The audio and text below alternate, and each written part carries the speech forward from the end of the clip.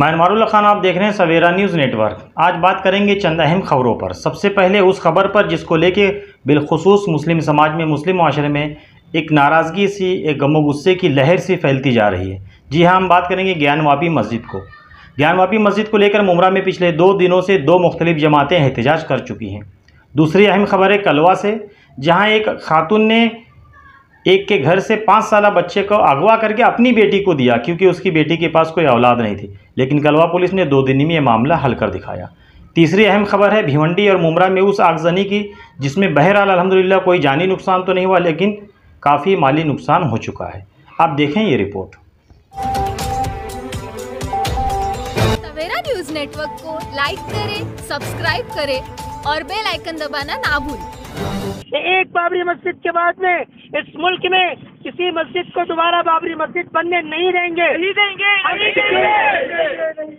हम किसी भी सूरत पर किसी की तरफ से भी मस्जिद के ऊपर होने वाला कोई भी हमला और किसी भी मस्जिद के खिलाफ उठने वाली आवाज़ की पूरी ताकत के साथ में, पूरी कुव्वत के साथ में, कानून के दायरे में हम मुखालिफत करते हैं, मजम्मत करते हैं, हम कंडम करते हैं। यूपी सरकार की जिम्मेदारी है कि फौरन अदालत के जरिए से होने वाली कार्रवाई पर रोक लगाए। अगर उस पर रोक नहीं लगाती है और 1991 का जो एक्ट है उसकी मुखालिफत एक अदालत के जरिए से हो रही है, उस पर रोक नहीं लगाई जाती है, तो इसका मतलब ये है कि अदालत से भी खिलवाड़ हो रहा है, इस मुल्क में कानून से भी खिलवाड़ हो रहा है, मुसलमानों के वजूद के साथ खिलवाड़ हो रहा है। इसे किसी कीमत पर ऑल इंडिया इमाम काउंसिल बर्दाश्त नहीं करेगी।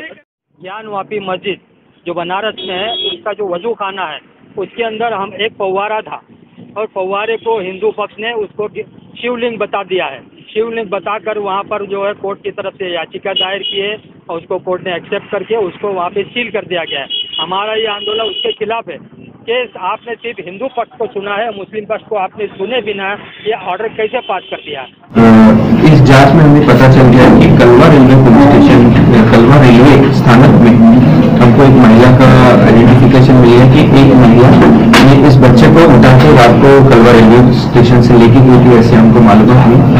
उसके मुताबिक हमने कलवा रेलवे स्टेशन, थाना रेलवे स्टेशन, चेन्नई कोलीवाड़ा नाम का एक झोपड़पट्टी है, वहाँ से भिवंडी, ऐसे काफ़ी सारी हमको इन्फॉर्मेशन मिलते गए और हमने 2 दिन के अंदर जो आरोपी है ऊषा धूमराम सालवी, उसको हमने अरेस्ट किया।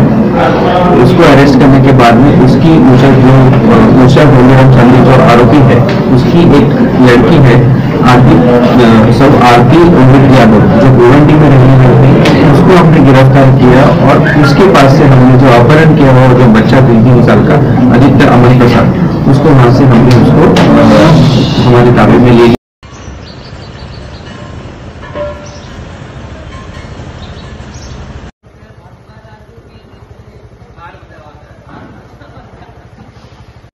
दरवाजा बंद करो, आप लोग भी बंद करो।